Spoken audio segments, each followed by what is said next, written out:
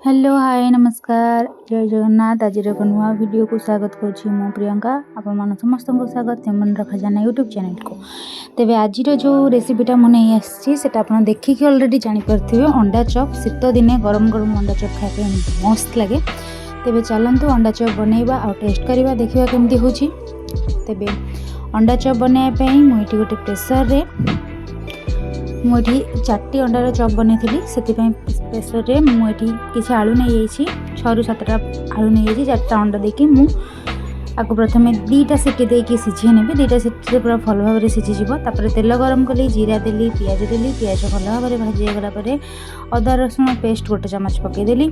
अदा रसुण पेस्ट भल भाव में भाजीगला देदेली टमाटो पर देदेवी किसी कंचा लंका और धनिया पत्र सबको पकई ये किसी मसला नहीं हल्दी लुण जीरा गुंडी लंका गुंड राग अनुसार आप लंका यूज करेंगे। सबको पकईकी आलू को लुण देकी चकटिक आगे रखी सब पकईकी भर्ता करनेली साइड कर रखी। ये बेसन देदेली लुण खाइबा सोडा हल्दी लंका गुंडी पानी देकी भल भाव में गोटे एमती ना पतला ना मोटा भल बैटर गोटे तैयारी करेंगे।